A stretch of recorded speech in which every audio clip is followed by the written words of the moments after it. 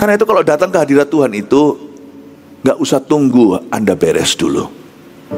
Datanglah sebagai kayu. Mesbahmu itu dari kayu penaga. Tuhan mau ngomong apa sih sama kita? Kenapa mesbah persembahan hidup kita itu dari kayu penaga?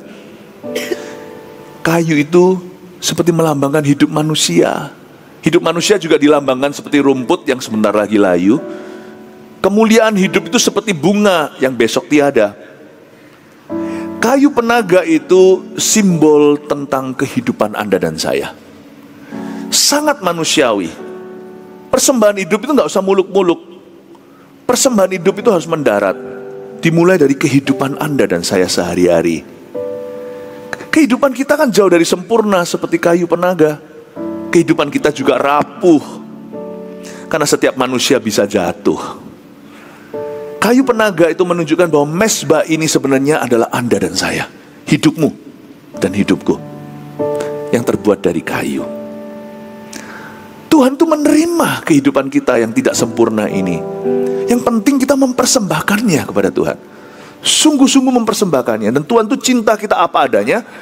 Tapi kalau kita itu mempersembahkan hidup kita, kita tidak akan berakhir apa adanya. Tuhan akan membentuk kita menjadi seperti putranya. Bapa akan membentuk kita menjadi serupa dengan anaknya. Orang yang datang pada Tuhan mempersembahkan hidupnya tidak akan berakhir apa adanya. Dia bisa apa adanya datang ke hadirat Allah. Datang ke Tuhan itu gak perlu pakai topeng, gak perlu pura-pura. Jangan tunggu sempurna dulu baru datang ke bawah kakinya. Bukannya justru orang berdosa yang butuh tabib. Jangan selesaikan dosamu di luar pelataran. Nanti deh aku bereskan hidupku dulu, aku baru ke gereja. Bukannya justru yang gak beres harus datang ke gereja. Datang itu mempersembahkan hidup apa adanya. Gak usah kita koreksi dulu. Datang ke Yesus itu dengan semua dosamu. Tuhan tuh terima kayu. Mesbahmu itu tidak logam mulia. Gak ada orang itu yang sudah mulia datang ke hadirat Allah itu. Tapi Tuhan yang mulia yang akan mengubah hidupmu. Dari kayu jerami menjadi seperti emas murni. Allah kita adalah Allah yang menyempurnakan iman kita. Karena itu kalau datang ke hadirat Tuhan itu gak usah tunggu Anda beres dulu. Datanglah sebagai kayu. Mesbahmu itu dari kayu penaga. Hari ini kita akan belajar tentang tabernakel. Menu khotbahnya munculkan semua. Ini dia rahasia tabernakel. Seperti biasanya jangan ketinggalan satu pun dicicil minggu ini. Tabernakel ini luar biasa. Dan ibadah pertama saya akan bahas satu perabotan namanya mesbah korban bakaran. Tapi kita lihat dulu ilustrasi tabernakel itu kayak apa, atau tenda kemah pertemuan. Munculkan di sini ya. Tabernakel itu sebuah tenda. Dan di luarnya itu, lihat itu. Biasanya dibeberkan di padang gurun sejak zaman Musa. Disinilah Tuhan bertemu dengan umatnya. Sebenarnya Tuhan sih maha hadir, tapi ini adalah sebuah tempat istimewa agar selalu jadi titik temu antara Tuhan dengan umat pilihan. Dan kita lihat ada batasnya. Di situ suku-suku Israel 12 suku berkemah. Masuk ke dalam area depan ini namanya the outer court, atau yang namanya pelataran. Itu loh yang ada ayatnya, lebih baik 1 hari di pelataran Tuhan daripada 1000 hari di tempat lain. Pelataran itu di situ di perabotan besar itu nanti namanya mesbah korban bakaran. Itu adalah perabotan furniture pertama yang Anda akan lihat kalau Anda hidup di perjanjian lama. Lalu masuk ke dalam sana seperti ada rumah, itu sebenarnya tenda. Dan tenda itu namanya kemah pertemuan. Ya, tabernakel itu inilah. Intinya di sini dulu sebelum saya akan bahas perabot nomor 1. Jangan jadi Kristen pelataran. Do not be an outer court Christian. Bahkan jangan jadi jemaat simpatisan. Anda mesti involve, mesti terlibat di dalam pelayanan. Tidak boleh jadi jemaat yang mingguan. Karena Tuhan tidak menghendaki Anda cuma berhenti sampai di pelataran luar. Tuhan mau Anda masuk lebih dalam lagi. Memang sih, Yesus sudah hidup di dalam diri kita yang terima Tuhan. Tapi nggak cukup, Yesus sudah masuk, tapi kita harus masuk dalam rencananya. Jangan jadi jemaat biasa. Di gereja kita, untuk menjadi anggota CG, itu perlu berkomitmen. Ada orang tanya sama saya, kenapa rumit ya mau pelayanan di GMS? Ya karena kita nggak asal-asalan. Harus ikut MSJ, My Spiritual Journey, atau di gereja lain namanya dasar-dasar kekristenan. Harus mulai dari bawah, nggak ada orang itu yang langsung mencuat di atas. Semua kita itu harus menunjukkan, membuktikan komitmen hati. Untuk menjadi seorang CGL, pemimpin kelompok sel, juga ada yang namanya CGT atau Cell Group atau Connect Group Training. CGT 1, CGT 2, nanti kalau mau naik pangkat lagi, ada sekolahnya lah. Tapi sekolah itu bukan sebagai persyaratan, tapi sebagai perlengkapan. Kenapa? Karena kita tidak mau mencetak jemaat pelataran, tapi orang-orang yang dilatih pelayanan. Orang-orang yang bisa. Untuk menjadi asyir contohnya, itu juga ada jalurnya. Nggak ada di sini pelayanan biasa. Yang ada orang biasa, tapi Tuhan mau pakai secara luar biasa. Jangan jadi orang Kristen pelataran. Jangan jadi jemaat mingguan. Anda sudah ikut gereja berapa tahun? Misalnya, kenapa kok cuma datang hari Minggu begini aja, sedangkan pelayanan itu butuh. Oh, banyak yang harus kita kerjakan, bukan hanya mingguan. Tapi kita perlu membangkitkan murid. Anda dibutuhkan. Jangan jadi Kristen pelataran. Nanti waktu kita masuk ke tempat baru di rooftop minggu depan, kita harus semakin sungguh-sungguh melayani Tuhan. Berbuah-buah. Jangan jadi Kristen yang mandul. Mari kita lihat perabotan pertama. Kita buka dulu di Keluaran pasal 38. Mezbah korban bakaran ini bicara tentang persembahan hidup. Sambil kita buka ya. Kata tabernakel itu artinya tempat tinggal Allah. Itu artinya. Jadi kalau Anda dengar tabernakel atau seperti kemah pertemuan tadi itu, tabernakel itu nanti jadi bait Allah, jadi bait suci. Kemudian hari di zamannya Salomo menjadi bait Tuhan. Jadi kemah pertemuan itu ditelan. Nanti perabotannya tinggal dipindah, tapi bukan lagi kemah, tapi gedung dan bangunan. Tapi konsepnya sama, worship itu. Dan perabotan nomor 1 namanya mezbah korban bakaran. Di situ ya, hewan yang dibawa tidak boleh bercacat celah. Orang miskin, orang kaya bisa mempersembahkan sesuatu kepada Tuhan. Kita semua tahu kalau misalnya orang itu mampu, dia bisa membawa domba, bahkan lembu. Tapi orang yang tidak mampu bisa membawa burung yang murah, tapi tidak bercacat celah. Mahal murah bukan bicara soal uang atau harga. Bicara tentang kesungguhan hati. Jangan kasih yang sisa-sisa sama Tuhan. Jangan kasih yang bercacat celah. Ini bukan bicara soal money. Ini bicara soal kehidupan. Dan apapun yang dihasilkan dari hidup itu gak boleh asal-asalan. Mereka membawa burung tekukur, burung merpati, burung dara itu ya, burung merpati. Itu kan murah. Dibawa ke hadirat Allah. Tuhan itu tidak melihat persembahannya apa. Tuhan itu melihat hati, itu sungguhan. Dan hati yang tidak bercacat celah tidak akan membawa persembahan yang bercacat pula. Jadi mereka mempersembahkan. Dan hewan yang dikorbankan di atas perabotan ini, itu dibakar habis loh. Betul-betul habis dibakar. Namanya dalam bahasa Inggris, the burnt offerings. Korban yang diludeskan, dihabiskan. Tidak untuk disimpan. Dan inilah perabotan terbesar kalau Anda lihat. Yang namanya mezbah korban bakaran itu adalah the greatest furniture by size. Langkah pertama ketika kita itu menyembah Tuhan, dan langkah terbesar hidup kita adalah mempersembahkan hidup kita sebagai persembahan yang hidup. Ini gak bisa dilangkai. Anda tidak lewat perabot ini gak bisa masuk lebih dalam lagi. Karena tabernakel itu bukan persyaratan ibadah. Tabernakel itu sebenarnya mengajarkan kita bagaimana kita itu ikut Tuhan. Gimana caranya kita menyembah. Dan dari langkah 1 langsung jelas sekali. You and I, Anda dan saya harus mempersembahkan hidup kita sungguh-sungguh kepada Tuhan. Gak bisa di-bypass ini. Gak bisa melayani kalau tidak mempersembahkan hidup dulu. Gak bisa masuk sorga kalau tidak terlebih dulu bertobat dan serahkan hidup pada Tuhan. Bukan sempurna ya, tapi kalau tidak terima Tuhan sungguh-sungguh.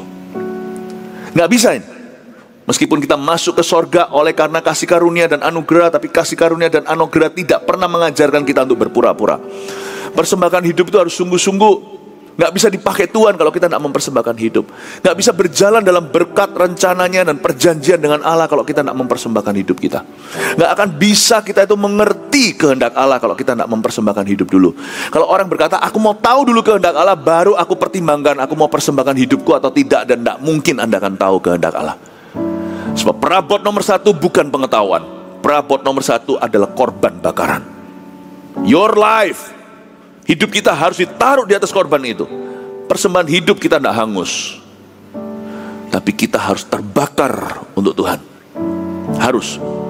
Mezbah korban bakaran, Keluaran 38 ayat 1-7 saya bacakan. Dibuatnyalah mezbah korban bakaran itu dari kayu penaga, 5 hasta panjangnya dan 5 hasta lebarnya, 4 persegi tetapi 3 hasta tingginya. Dibuatnyalah tanduk-tanduknya pada keempat sudutnya. Tanduk-tanduknya itu dibuat seiras dengan mezbah itu dan disalutnya dengan tembaga. Dibuatnyalah segala perkakas mezbah itu, yakni kuali-kuali, sodok-sodok, bokor-bokor penyiraman, garpu-garpu dan pembaraan-pembaraan. Semua perkakasnya itu dibuatnya dari tembaga. Dibuatnyalah untuk mezbah itu kisi-kisi, yakni jala-jala tembaga, di bawah jalur, mulai dari sebelah bawah sampai setengah tingginya. Dituangnyalah 4 gelang pada keempat ujung kisi-kisi tembaga itu, yakni tempat memasukkan kayu pengusung. Dibuatnyalah kayu-kayu pengusung itu dari kayu penaga dan disalutnya dengan tembaga. Dan dimasukannyalah kayu-kayu pengusung itu ke dalam gelang-gelang yang pada rusuk mezbah itu, supaya dengan itu mezbah dapat diangkut. Mezbah itu dibuatnya berongga dan dari papan. Ayat-ayat beginilah yang merupakan nightmare atau mimpi buruk bagi orang-orang Kristen yang membacanya. Nah, kita baca begini itu apa artinya? Makanya puji Tuhan ada guru di dalam rumah Tuhan untuk bisa menjelaskan. Di dalam diri Anda sudah ada urapan. Jadi apa yang kami jelaskan itu Anda bisa mengerti ini betul-betul firman Allah atau bukan. Tapi tentunya kita harus menafsirkan ayat-ayat itu dengan cara yang bertanggung jawab. Saya akan bantu Anda untuk mengerti ya. Mezbah korban bakaran ini bicara tentang persembahan hidup, bukan persembahan hewan sebenarnya. Perjanjian lama itu hanyalah prototipe. Perjanjian baru itulah tipe Kristus. Jadi justru wujudnya itu pada Kristus dan hubungannya dengan gereja perjanjian baru. Jadi Anda harus mengerti bahwa ini semua bukan bicara tentang animal sacrifice.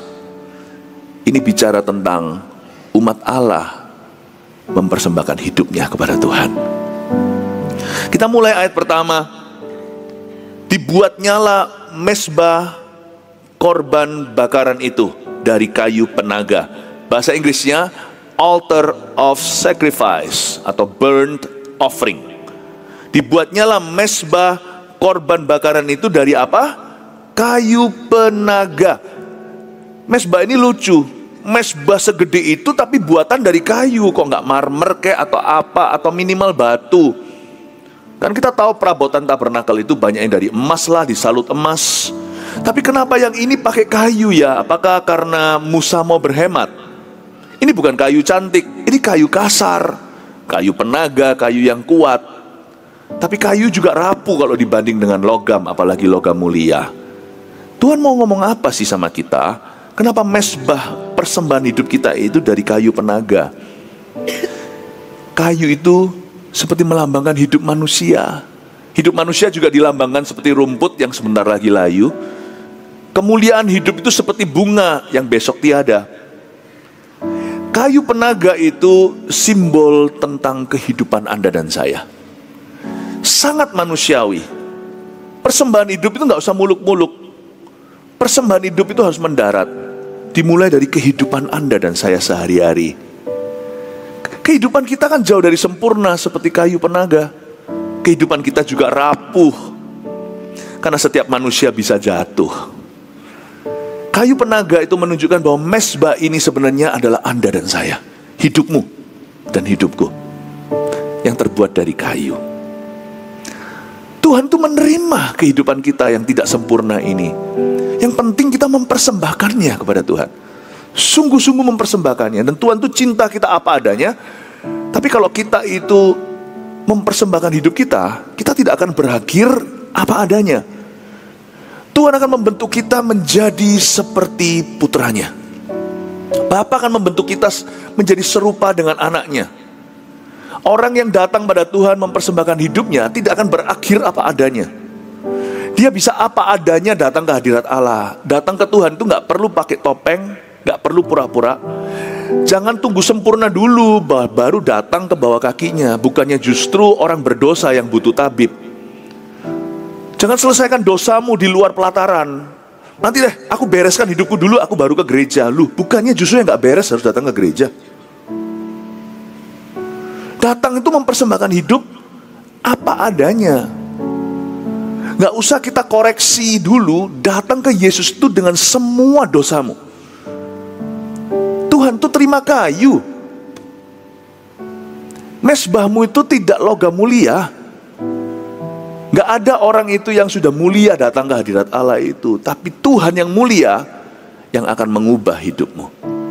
Dari kayu jerami menjadi seperti emas murni. Allah kita adalah Allah yang menyempurnakan iman kita. Karena itu kalau datang ke hadirat Tuhan itu gak usah tunggu Anda beres dulu. Datanglah sebagai kayu. Mesbahmu itu dari kayu penaga. Lalu lihat coba ya, ukurannya saya bantu untuk bisa mengerti. 5 hasta panjangnya dan 5 hasta lebarnya. Jadi seimbang. 5 kali 5 hasta panjang dan lebar. Dan 4 persegi dijelaskan bahwa semua 4 persegi itu ada. Berarti menyeluruh. Tetapi, ada kata tetapi, seperti ada penekanan bahwa sekalipun panjang lebarnya 5 hasta, seperti ceper dia, tapi tingginya cuman atau hanya 3 hasta. Panjangnya lebarnya lebih besar, tingginya lebih kerdil. Apa yang Roh Kudus hendak katakan kepada kita? 5 kali 5 hasta. Mempersembahkan hidup itu harus seimbang. Gak boleh kita mempersembahkan hidup itu hanya waktu doang. Tapi kita gak mau kalau urusan uang diotak-atik sama Tuhan. Atau kita maunya hanyalah uang yang bekerja untuk kita. Tapi jangan coba campuri urusan hidupku. Misalnya seorang pebisnis datang ke gereja, ya aku bantulah donasi. Tapi hidupku jangan coba sekali-kali kau berbicara ke dalamnya. Saya mau punya istri 1 kayak 2 kayak itu urusan gua. Gak bisa. 5 kali 5 hasta menunjukkan bahwa Tuhan itu seimbang. 4 persegi itu berarti segala sisi hidupmu akan diurusi sama Roh Kudus. Gak bisa kita hanya maunya kasih waktu atau kasih talenta saja. Atau saya bisa kasih waktu dan uang, talenta tidak. Talentaku kusembunyikan di bawah tanah. Kenapa? Karena gak ada waktu. Aku bisa kasih waktu tapi talentaku adalah talentaku. Aku bisa kasih dana tapi aku gak mau beri daya. Atau aku bisa memberikan daya dan dana tapi aku gak mau berdoa. Sorry ya, doa itu bukan karunia aku. Kok lucu sih, doa itu bukan karunia. Doa itu nafas hidup. Pokoknya apapun saya gak mau doa ya. Ada orang Kristen yang memberi apapun juga kecuali doa, selalu bilang gini sama temannya, titip doa ya. Oh baik, nanti suatu hari kalau gak masuk ke sorga jangan lupa loh ya. Titip ke sorga, Anda sendiri gak masuk di dalamnya. Orang yang Anda titipi itu yang masuk ke dalam pintu gerbang sorgawi. Ada banyak hal kalau soal hubungan dengan Tuhan itu gak bisa dititipkan. 5 kali 5 hasta berarti kalau menyerahkan hidup pada Tuhan itu harus seimbang. Penyerahan hidup kita sama Tuhan harus menyeluruh. Kita harus berserah penuh dalam segala sesuatu. 4 persegi itu berarti tidak ada arah angin yang luput. Utara, selatan, timur, barat, semuanya diserahkan kepada Tuhan. Hidup kita itu tidak ada sektor yang tersembunyi. Tidak ada faktor yang kita simpan sendiri. Pokoknya kalau soal pernikahan anak boleh, tapi hobi ya Tuhan jangan sekali-kali larang aku. Meskipun Tuhan tidak melarang kita melulu, ada orang punya salah pengertian tentang Tuhan, bahwa Tuhan kalau ikut Tuhan itu selalu isinya jangan dan jangan. Bukan. Tapi kasih wewenang pada Tuhan, termasuk di area jangan. Kalau Tuhan bilang jangan sesuatu, then don't do it. Meskipun bagi orang lain itu oke, sebab bagi Anda itu candu. Di nuranimu kau tahu bahwa Tuhan kejar itu harus dibakar di atas mezbahnya. Itu termasuk korban bakaran dalam hidupmu. Orang lain mempersembahkan hewan ini, tapi Tuhan mau hewan itu dalam hidupmu. Bakar itu. Bagi orang lain it's okay, karena orang itu tidak gampang kecanduan. Tapi bagi hidupmu, hobi itulah berhalamu. Tuhan mau itu dibakar di atas mezbah. Kasih Tuhan wewenang juga di area jangan. Meskipun Tuhan adalah Tuhan, Dia nggak perlu wewenang kau berikan. Tapi Tuhan kita nggak pernah memaksa, karena persembahan hidup itu sukarela. Persembahan hidup sukarela. Orang berdosa nggak mau terima Tuhan aja, terserah mereka kok. Tapi tentunya setiap keputusan itu ada konsekuensinya. Tapi jangan lupa loh ya, mezbah korban bakaran ini umat Tuhan tidak dipaksa untuk masuk ke tabernakel atau tenda. Mereka datang itu dari kesadaran. Mereka bawa hewan persembahan untuk mewakili hidup mereka. Mereka datang ke hadirat Allah untuk menyembah. Itu bukan paksaan. Mereka tidak pernah diseret kakinya untuk datang loh. Terima Tuhan itu bukan paksaan. Sekalipun Injil diberitakan, sekalipun ada templakan, ada dorongan dari Roh Kudus, baptisan juga tidak pernah paksaan. Orang jalan sendiri ke kolam. Pahami sesuatu, sekalipun itu bukan paksaan, Tuhan bisa mendorongnya dan Anda harus meresponi. 5 kali 5 hasta. Persembahan hidup kita itu harus seimbang. 4 persegi persembahan kita harus seluruh. Dan 3 hasta tinggi. Tapi tingginya cuma 3 hasta. Lebih baik merendah. Setelah kita memberikan persembahan hidup kita itu, jangan cerita-cerita sama orang. Tetapi hanya 3 hasta tingginya. Udahlah, low profile aja kalau persembahan hidup itu. Misalnya kalau kita memberikan materi, tangan kanan memberi, tangan kiri jangan tahu. Kalau kita berdoa sekian lama, atau kita lagi puasa, raup situ, raup wajah atau raup muka, cuci muka. Jangan sampai tetanggamu tahu engkau sedang berpuasa. Kalau demikian Allah tidak lagi membalasnya kepadamu. Ketika kita broadcast, udah gak ada lagi perjanjian dengan Tuhan di area privat. Biarkan Bapamu yang melihat apa yang terjadi di balik pintu. Ketika Anda berdoa sungguh-sungguh, biar Tuhan yang akan membroadcastnya suatu hari. Daripada kita yang promosi diri. Barang siapa meninggikan diri, justru akan direndahkan oleh Tuhan. Persembahan hidup kepada Tuhan itu, kita gak usah cerita-ceritakan ke orang. Cukup 3 hasta tingginya, cerita seperlunya.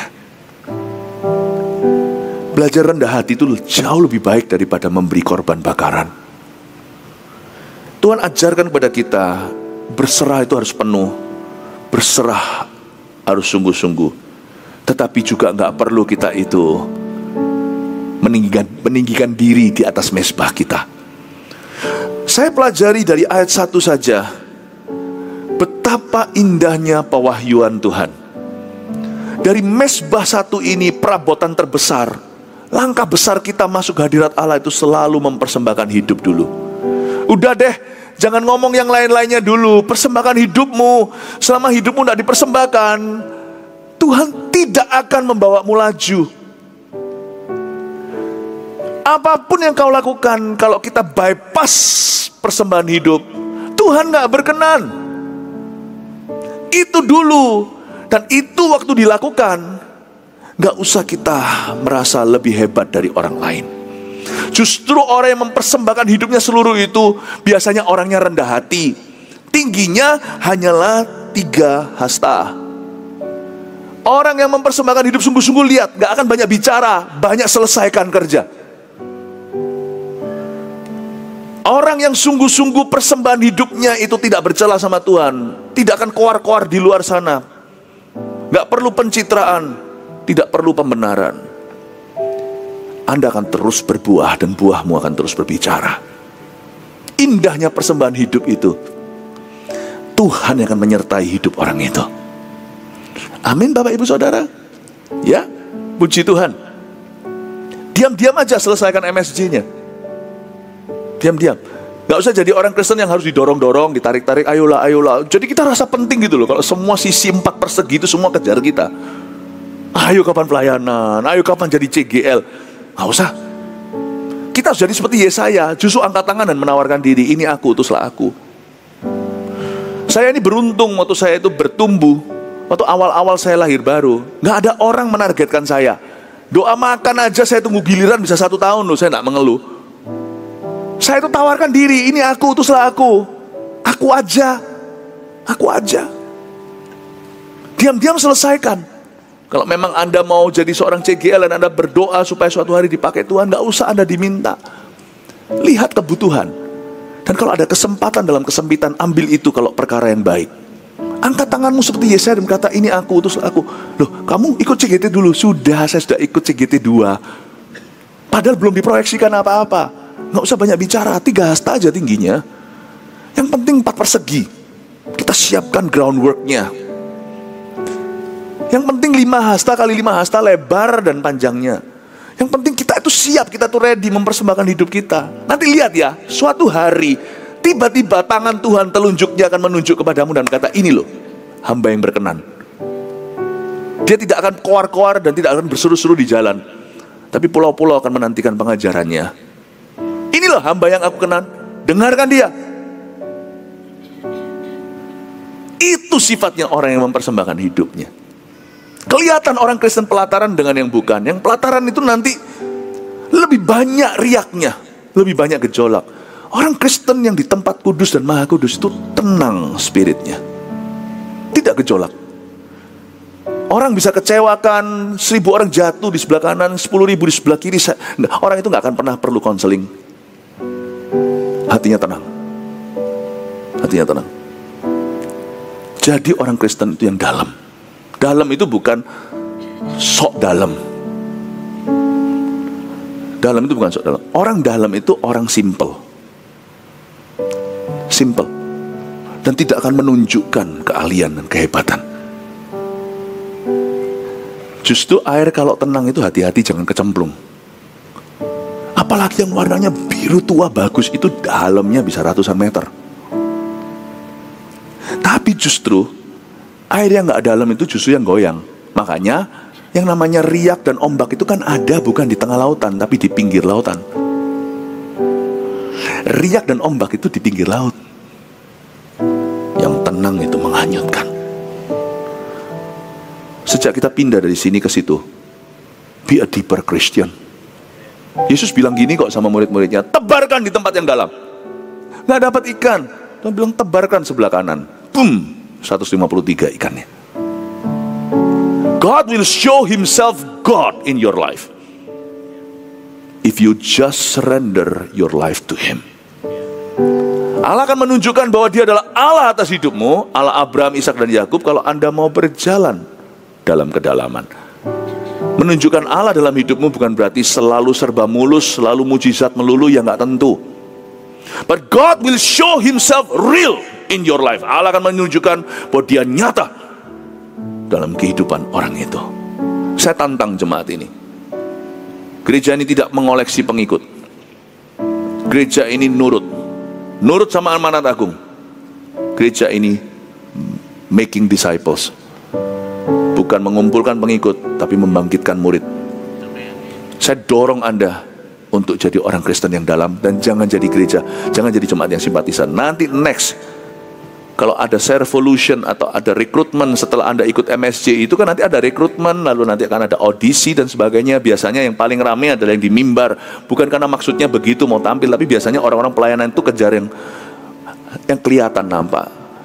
Tapi kalau nanti ternyata itu bukan talenta Anda, misalnya kalau kita nyanyi itu nyanyi suara kita bukan suara 2, suara 3, tapi suara 3,5. Ada pelayanan yang lainnya. Kalau saya jadi Anda, saya ditolak di satu meja, saya pasti akan direkrut dari meja lain. So, mungkin itu bukan talenta yang pas, tapi nanti saya pasti akan dapatkan tempat saya dalam pelayanan. Yang penting pokoknya melayani, yang penting berbuah. Jangan jadi simpatisan. Jangan jadi simpatisan. Karena Tuhan tidak memberkati simpatik. Tuhan memberkati iman yang ada langkahnya. Iman tanpa perbuatan dalam hati. Karena kita pulang tidak boleh merasa kita lebih beriman. Kita pulang itu harus terlibat pelayanan. Dan Dan ada banyak pelayanan yang bukan hanya yang kelihatan. Kita semua harus terlibat di dalam rumah Tuhan. Amin. Katakan kanan kirinya, Tuhan hendak memakaimu secara luar biasa. Lihat ayat 2. Dibuatnyalah tanduk-tanduknya pada keempat sudutnya. Ternyata di 4 sudutnya ada tanduk ya. Tanduk-tanduknya itu dibuat seiras dengan mesbah itu.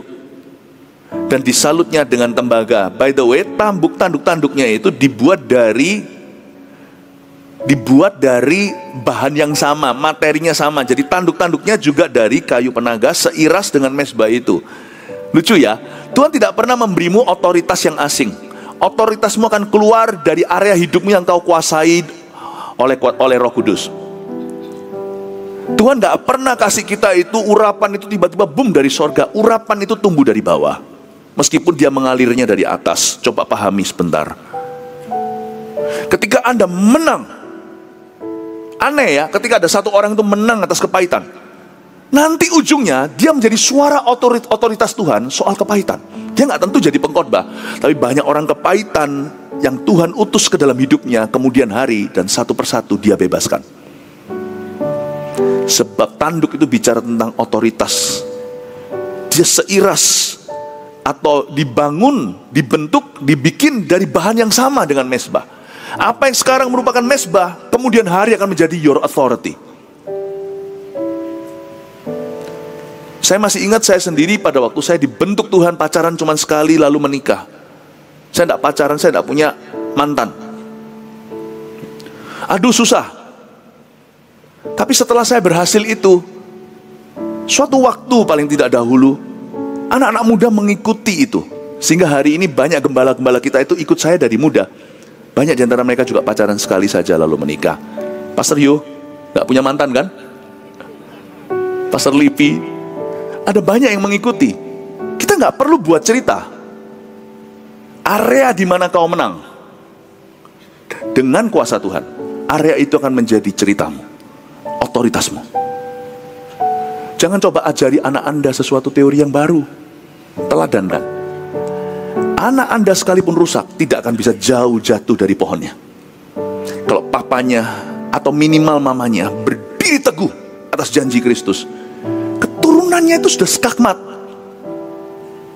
Tidak bisa jauh-jauh murtad. Remember this.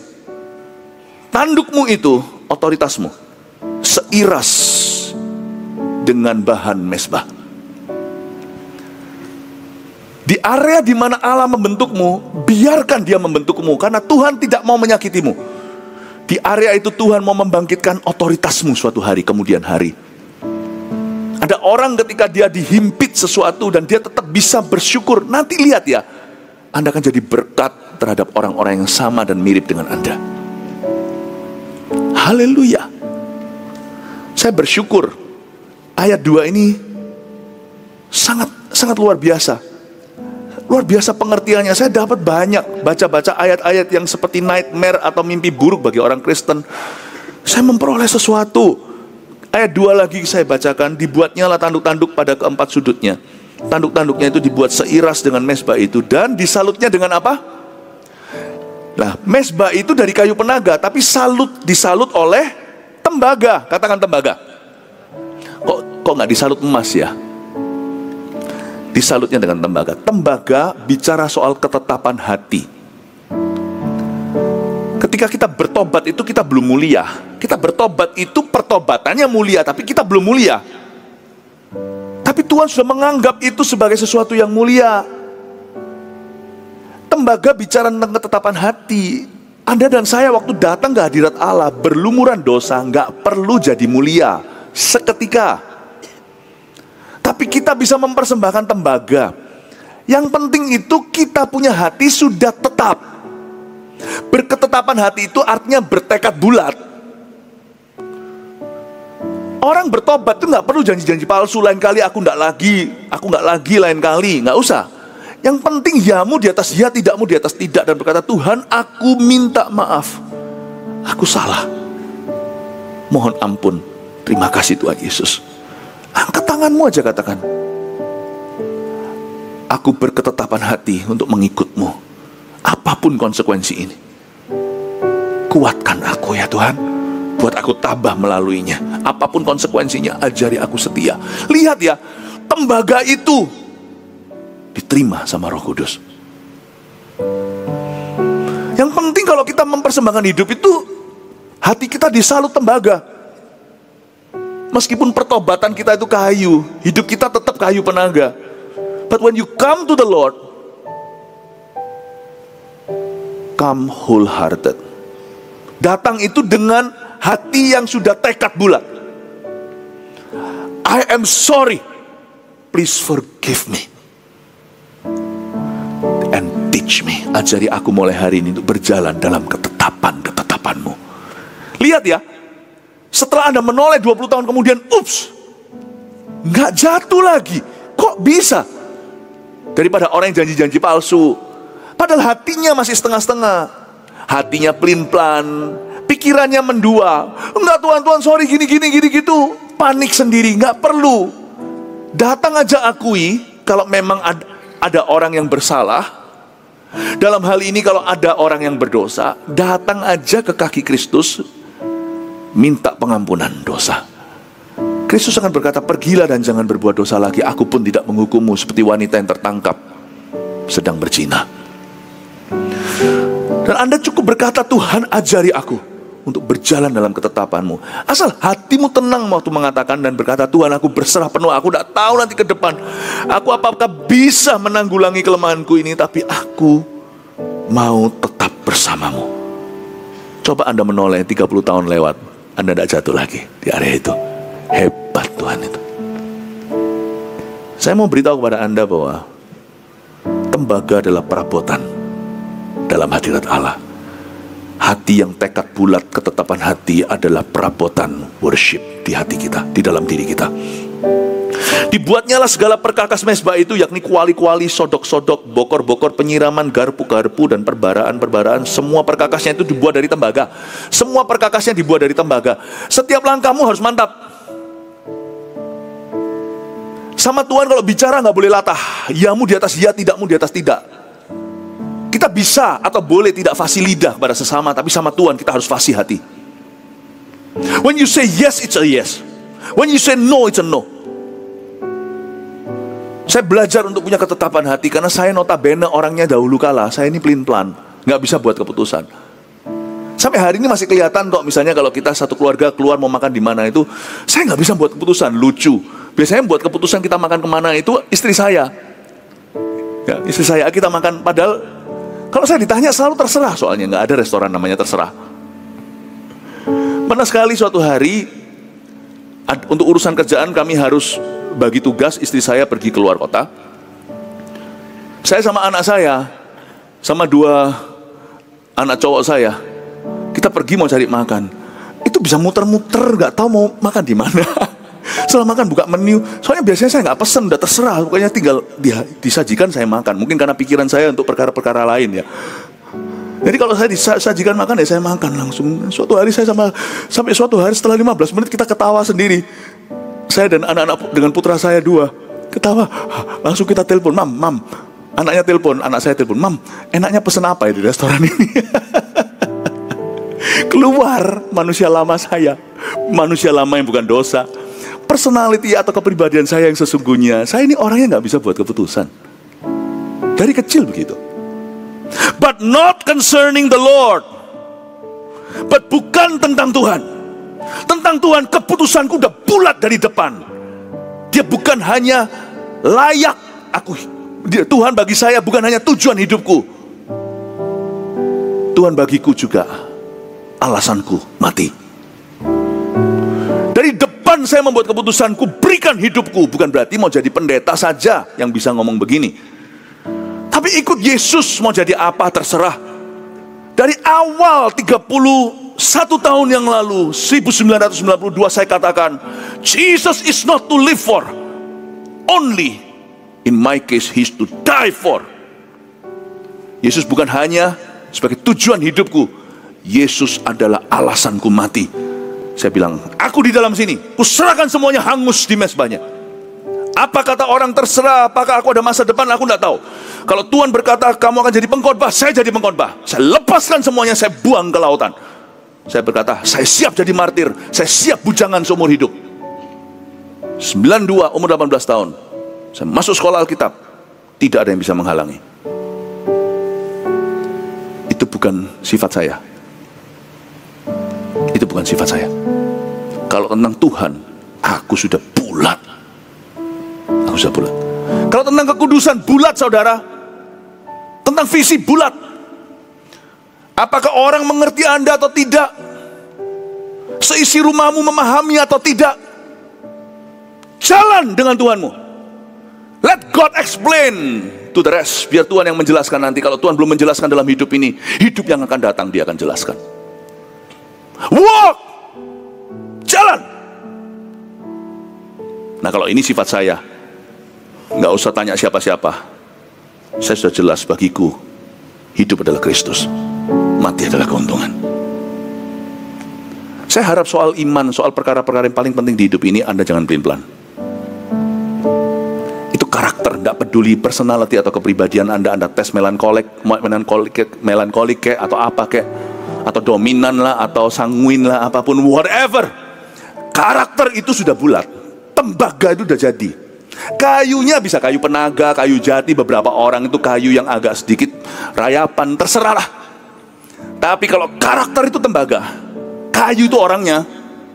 Tembagamu jangan ditawar, bulat. Siapapun nabrak tembaga itu, teng, sakit sendiri. Prinsip adalah prinsip, firman adalah firman, jangan ditawar. Amin Bapak Ibu Saudara. Kasih tepuk tangan untuk Tuhan Yesus. Haleluya. Ayat 4. Dibuatnyalah untuk mezbah itu kisi-kisi, yakni jala-jala tembaga di bawah jalur, mulai dari sebelah bawah sampai setengah tingginya. Lanjut aja ya, kalau saya jelaskan ayat per ayat nggak akan selesai nih. Begitu dalam. Dituangnyalah 4 gelang pada keempat ujung kisi-kisi tembaga itu. Jadi ada 4 gelang di ujung kisi tembaga, yakni tempat memasukkan kayu pengusung.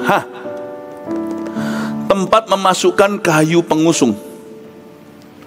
Jadi ternyata mezbah ini portable, mobile. Kata mobile phone itu berarti telepon ini bisa dibawa kemana-mana. Berarti mezbah korban bakaran adalah perabotan yang bisa jalan-jalan. Gak ada kaki, kakinya kaki manusia, kaki imam yang mengangkat. Tapi di ujung kisi-kisinya dituangkan 4 gelang. 4 gelang itu kan untuk masukkan stick, ya kan? Dibuatnyalah kayu-kayu pengusung itu dari kayu penaga dan disalutnya dengan tembaga. Dan dimasukkannya kayu-kayu pengusung itu ke dalam gelang-gelang yang pada rusuk mezbah itu. Kayu-kayu pengusung dimasukkan dalam gelang-gelang supaya dengan itu mezbah dapat diangkut. Mezbah itu dibuatnya berongga dan dari papan. Mezbah dapat diangkut. Bisa katakan mezbah yang dapat diangkut. Iya. Berarti yang namanya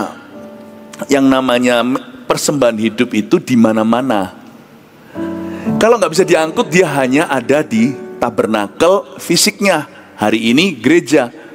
Ternyata apa yang diajarkan di gereja, persembahan hidup harus Anda bawa ke kantor Anda.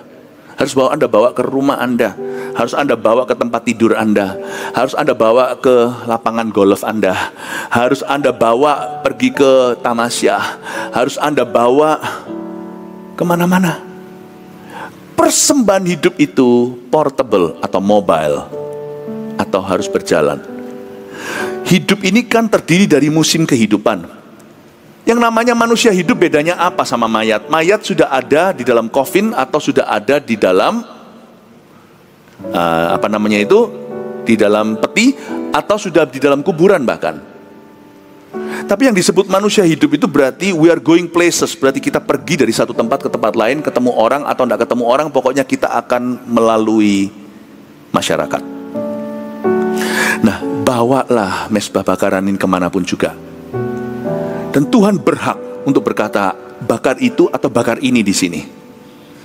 Tuhan berhak dalam kehidupan kita, bukan berarti Tuhan itu selalu melarang, tapi Tuhan juga berhak melarang kita. Kalau Tuhan berkata sama kita di perjalanan hidup tertentu, waktu kita di padang gurun atau waktu kita di Kanaan, kalau Tuhan berkata, hey, aku tidak berkenan dengan itu, bakarlah.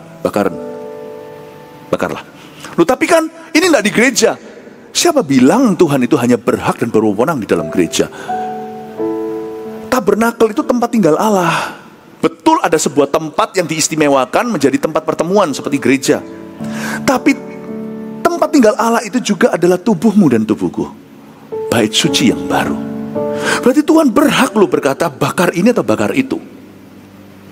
Kalau Tuhan berkata itu tidak berkenan, tapi bukan hanya tentang bakar-bakaran, tapi persembahan hidup. Kita harus mempersembahkan hidup. Dulu waktu anak-anak saya masih kecil, kami kalau pergi berlibur kemana, saya punya ruang doa berubah jadi WC. Karena kalau di rumah kan ada tempat doanya, tapi kalau pergi kan nggak ada. Waktu masih kecil anak-anak masih semuanya rame-rame tinggal sekamar, kan nggak bisa tinggal kamar sendirian, mereka ketakutan. Jadi waktu di kamar gitu ya justru rame sekali lah. Saya doa kadang-kadang waktunya nggak tepat. Saya mau doa, mereka nyalakan TV. Nggak fair kan? Ini liburan masa papanya doa, mereka nggak boleh nonton TV. Nontonlah, nonton kartun apa. Nanti pada waktu mereka sudah tenang, mereka tidur, saya doa nanti rame. Ya gimana? Saya jadi ingat bahwa mesbah korban bakaran mempersembahkan hidup secara sengaja tiap hari saya lakukan, bukan untuk masuk sorga, tapi supaya saya jangan kemasukan apapun kecuali yang dari sorga. Saya harus ubah. Dan saya ingat bahwa mesbah korban bakaran itu bisa diusung kemanapun jadi, asal kau taruh di situ, Tuhan hadir di sana. Saya pikir tempat mana lagi, nggak ada. Saya masuk ke kamar mandi, tutup toilet seat itu. Kalau nggak ya doa dengan itu menganga gitu kan nggak enak.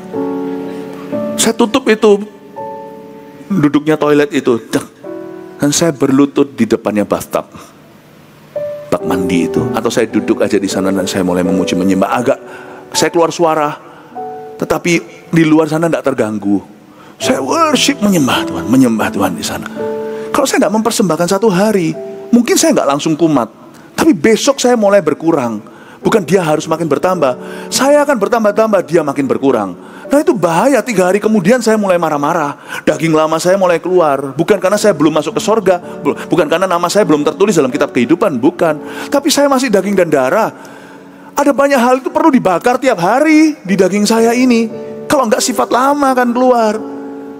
Banyak orang itu mengalami sesuatu, ujungnya itu melakukan sesuatu kesalahan. Itu enggak terjadinya semalam, itu erosinya udah 1 minggu. Tapi nanti getahnya kerasa minggu depan.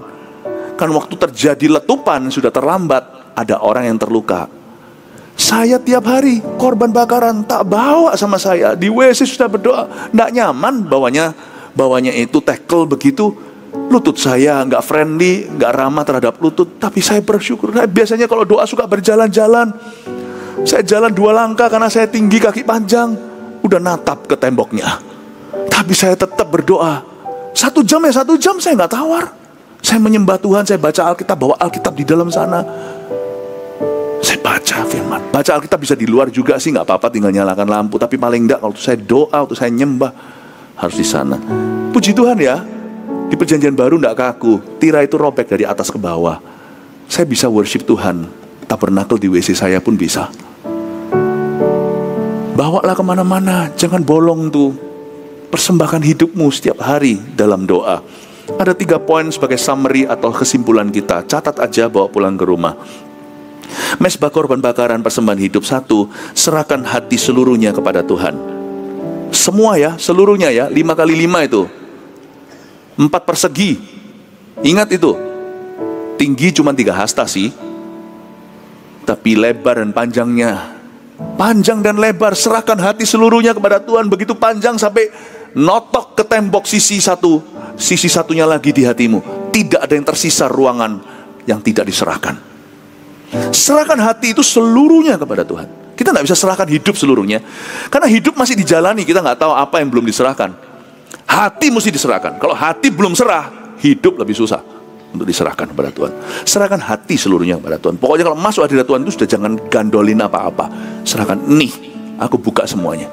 Semua yang kumiliki milikmu. Semua kumiliki milikmu. Nih, saya tidak berani keluar ruang doa saya sebelum hati saya sudah semuanya laid bare, sebelum hati saya itu naked, sebelum hati saya itu telanjang bulat di hadapan Tuhan. 2, luangkan waktu kualitas setiap hari dengannya. Sistem persembahan korban bakaran atau korban hewan di perjanjian lama itu, saya melihat seorang Allah yang sangat rindu bersekutu. Tahu nggak? dibutuhkan waktu paling tidak sejam loh. Bagaimana mereka membawa hewan ya. Itu hewan kalau Anda baca, cukup rumit sistemnya di Perjanjian Lama. Tapi intinya satu, waktu saya baca itu, saya baca dalam terangnya Kristus. Saya lihat bahwa Tuhan itu rindu untuk lama-lama sama kita. Itu kepalanya harus gimana, harus di burn fatnya atau harus dibakar lemaknya. Tuhan tidak makan loh hewan itu yang dipersembahkan. Wangi-wangian katanya, wanginya juga nggak wangi, wangian parfum lagi.